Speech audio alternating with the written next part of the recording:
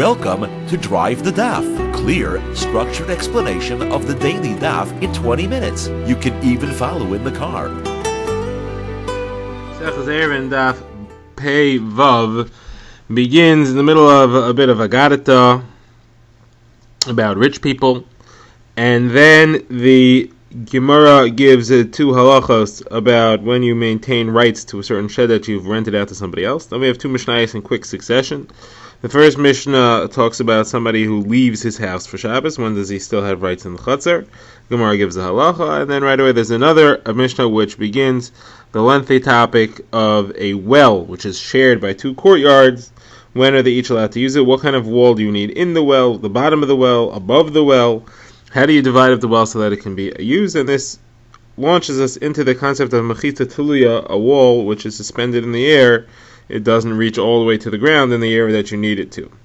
So first of all, the Gemara has just said that Rebbe was mechabed, a rich man. He showed him honor. The Gemara says that Rabbi Kiva also showed honor to rich people, and he based it off a drasha like Rava Bar Mari said from the pasuk Yeshev Olam Lifnei Elokim, which he interprets to mean the world should be settled before Hashem. When is that? Chesed ve'emes mani insiruhu. When somebody is taking care of kindness and truth. It means that there's a wealthy person who's providing charity to the poor, is taking care of kindness and the truth. That settles the world, and that's why Rabbi Akiva showed him honor.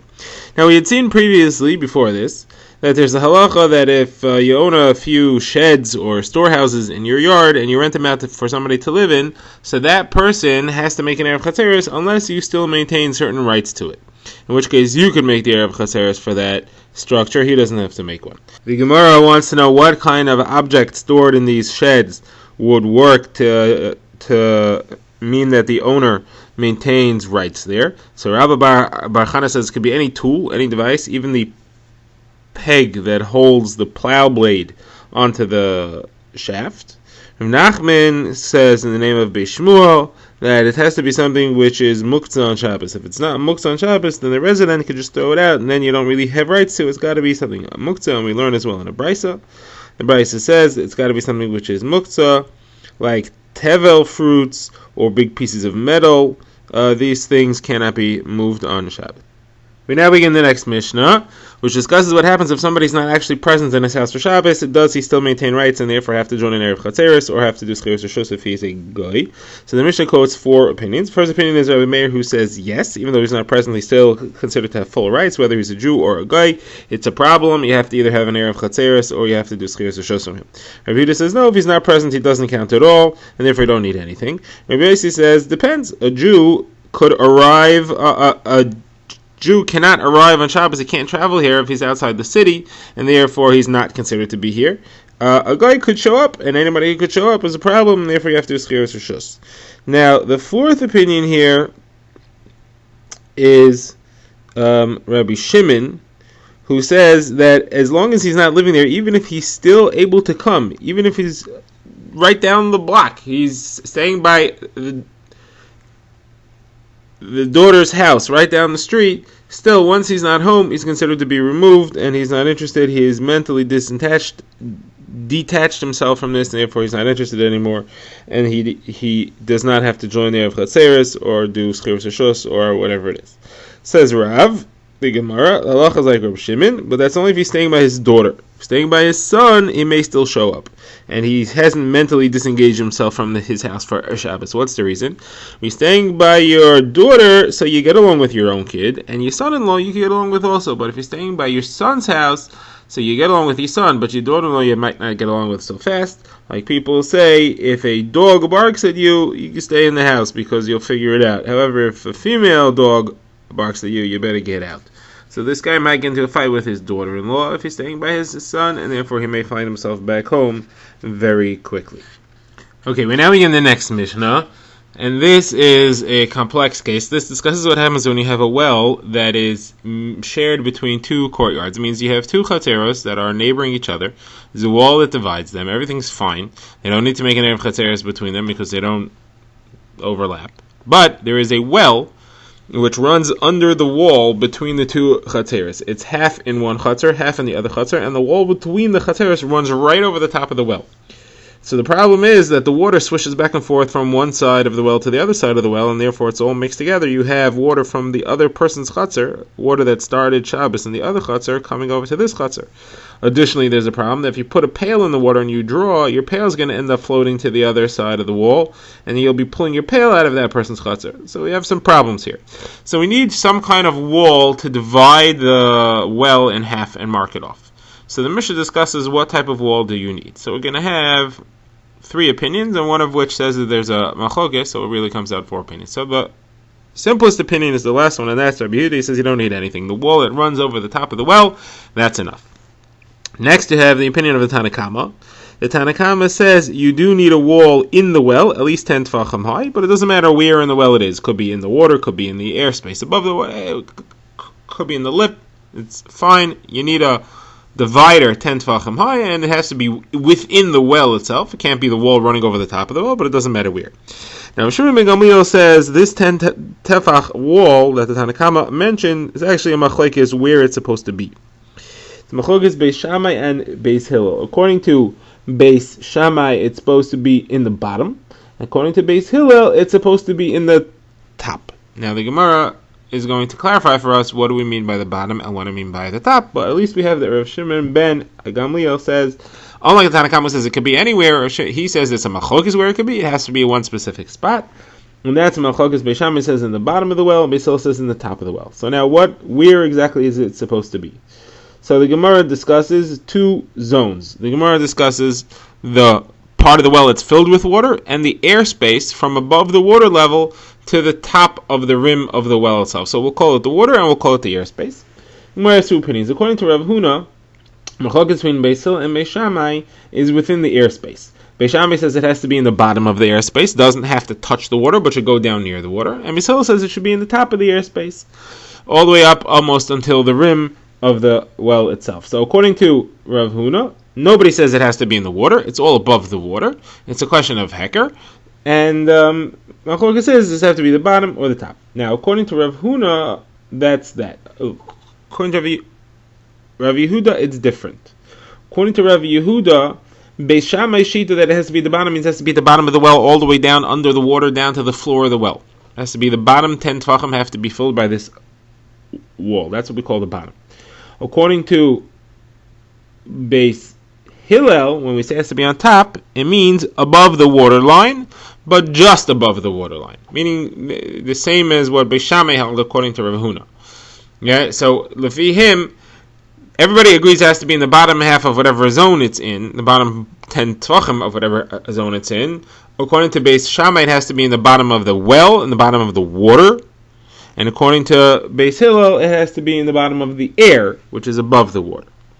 So now the Gemara has a couple of kashas on both these opinions of Beis Shammai and Beis Hillel according to Rav Yehuda. The Gemara, first of all, says Rav Yehuda is clearly concerned that the water is going to mix from side to side. Right? That's why, according to Beis Hillel, it has to be in the bottom half of the airspace. It couldn't be all the way in the top of the airspace because the water is going to mix.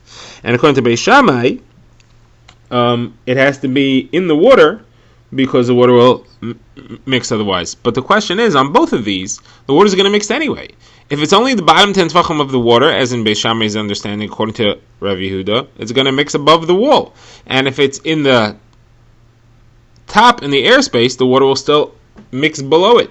So how does it help to have it set up the way Rav Yehuda is describing Beis Shammai and Beis Hillel? The water will mix anyway. So the Gemara says no. According to Beis Shammai, it has to be at the bottom. It has to be at the bottom, and it has to stick out of the water. It has to cover the entire water space, so the water is not going to mix. According to Beis Hillel, that it could be in the airspace, we're not really concerned about mixing, but we do need a strong heker. We need a strong sign that this part is mine and this part is yours. So dividing the 2 chatzeros right in the well in half. Therefore, it has to be at the bottom of the airspace and it has to actually stick a tefach into the water. Okay, that's how the Gemara understands it. Now the Gemara quotes another halacha which relates to this. The Gemara says, let's say you have a chorva, a destroyed house, and it's shared by 2 chatzeros, and there's a beam. And the beam is 4 tefachim wide. the beam still remains running over where the ceiling used to be. So the Gemara says that the two edges of the beam, if the beam is 4 tefachim wide, the two edges of the beam count as walls that extend downward from the beam all the way to the floor. This is Machlokas Rashi tells us which halacha makes the edge of a beam into a wall. Sim's pshat is that it's a halacha of P tikra, the edge of a ceiling or a roof forms a wall.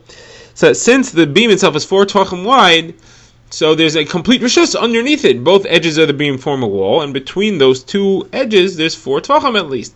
So it seals it off. You have a rishus between the two. Now, the halacha that's said there is that you're allowed to carry under the beam because it's a 4 tefach wide rishus and it has 2 halachic walls on either side, the edges of the beam above. Now, we add on to that halacha, the Gemara says, that the same thing applies if you have a beam stretched over the top of a well. This is Rav Nachman, the name of Rabbi Bar Avua, who adds this.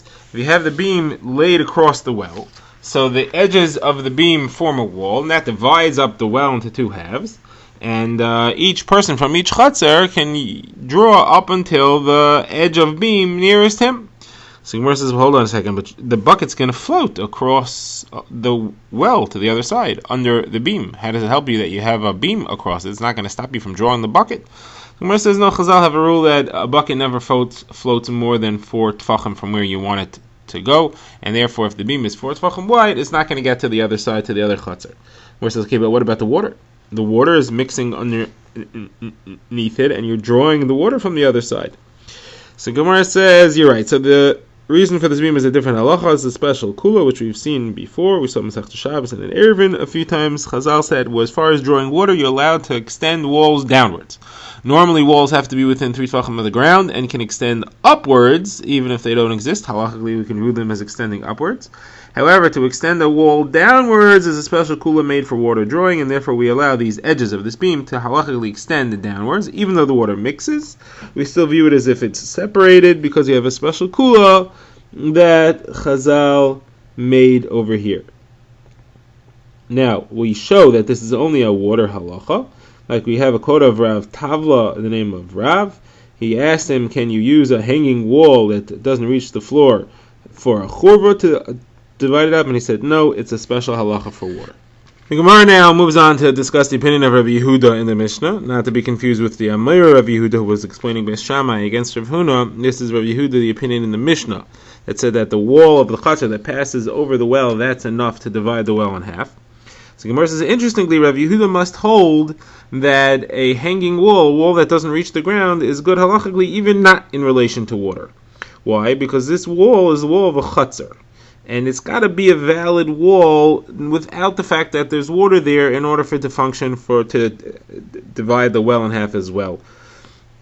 If it only worked because of the well, then you would need something special for the well. You couldn't just use an existing wall that was functioning for dry land. It would have to be clear that it was made for the well itself. So here, Rabbi Yehuda obviously holds, at least as far as Hilchos Shabbos is concerned, that it's okay to have a well that's hanging that doesn't reach all the way down. That's all right. Gemara wants to say that he holds like Rabbi Yossi, because Rabbi Yossi we see in Hilchos Sukkah also holds you're allowed to have a wall that doesn't reach all the way to the ground. It's fine. You could have the top half of your sukkah walls there, and we'll say good asik and good achis, and the wall is considered extending all the way down, even though it doesn't reach the ground.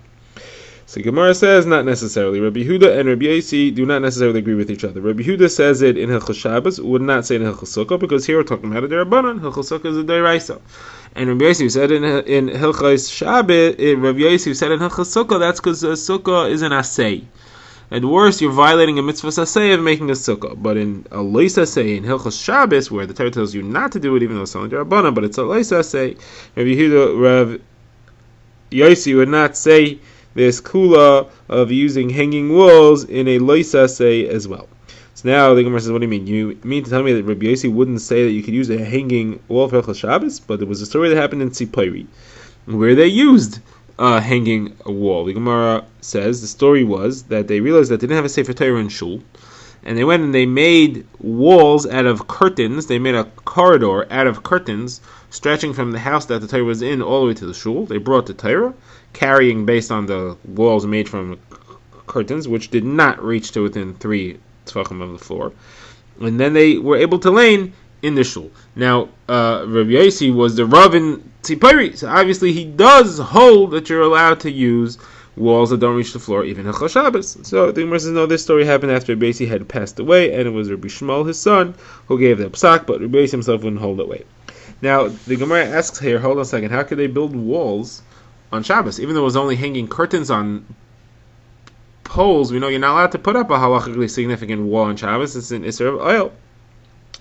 So Gemara says, okay, so the curtains were actually already there. They didn't put them up. They were there already.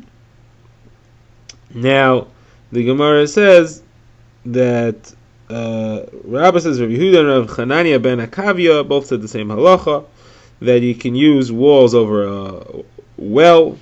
Rabbi Yehuda, what we just said, Rav Chananya ben Akavia says that to draw water from the lake, it's enough to have a hole in a porch hanging over the lake with 10 tefach walls there, and you can use that to draw water from the lake itself. This is a famous halacha which we've seen. Drive the Daf is a project of the Grand Woodlands Shul and is presented by Rabbi Yitzchak Landa. Find us on YouTube or subscribe to daily emails by emailing drivethedaf@gmail.com.